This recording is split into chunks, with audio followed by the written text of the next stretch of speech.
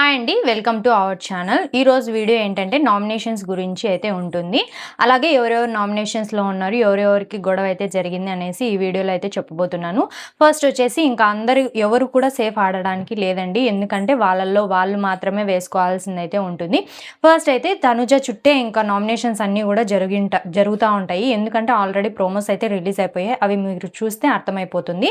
కుండ బద్దలు కొట్టి ఇంకా నామినేషన్స్ అయితే వేయాలి. ఇంకా తనుజకైతే ఒక పవర్ అయితే వచ్చింది. ఎందుకంటే కెప్టెన్ కాబట్టి ఆమె ఎవరికి ఎక్కువ నామినేషన్స్ వేయాలి అనుకుంటే ఆమె వేయొచ్చు, లేదు అంటే తక్కువ నామినేషన్స్ ఎవరికైతే ఇవ్వాలి అనుకుంటే వాళ్ళకైతే ఇవ్వచ్చు. ఫస్ట్ వచ్చేసి ఇమాన్యుల్ గురించి మాట్లాడుకుందాం. ఇమాన్యుల్ ఫ్యాన్స్ అందరూ కూడా మేల్కొని ఇమాన్యుల్కి అయితే ఓట్లు వేసుకోవాలి. ఎందుకంటే ఈ వీక్ ఇమాన్యుల్ నామినేషన్స్లో అయితే ఉన్నాడు.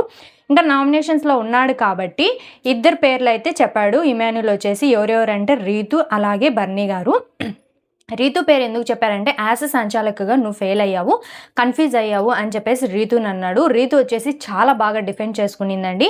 ఏంటంటే నువ్వు ఎప్పుడు కన్ఫ్యూజ్ కాలేదా, నువ్వు ఎప్పుడు సంచాలకుగా ఫెయిల్ కాలేదా అని చెప్పేసి చాలా బాగా డిఫెండ్ చేసుకునింది.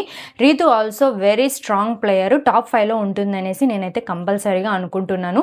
నెక్స్ట్ వచ్చేసి బర్నీ గారిని నామినేషన్ చేశారు. ఏంటంటే మీరు చాలా డల్గా ఉన్నారు, అలాగే ఆట సరిగా ఆడలేదు అనేసి చెప్పారు. బర్నీ గారు వచ్చేసి ఎంత బాగా డిఫెండ్ చేసుకున్నారంటే నాకు రిబ్స్ పెయిన్ అయితే ఉంది, ఆ పెయిన్ నీకైతే వస్తే నువ్వు ఆడగలవా అనేసి చెప్పారు.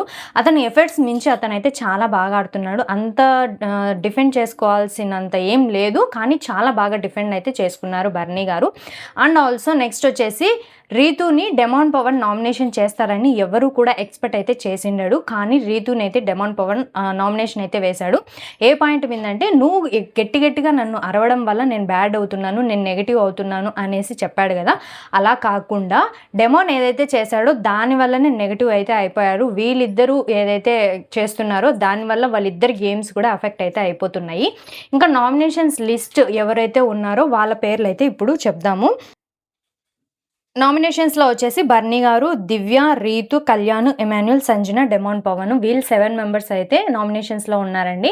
ఇంకా తనుజ కెప్టెన్ కాబట్టి ఒకరినైతే సేవ్ చేయాలనే పవర్ అయితే వస్తుంది. రీతునైతే సేవ్ చేస్తుంది.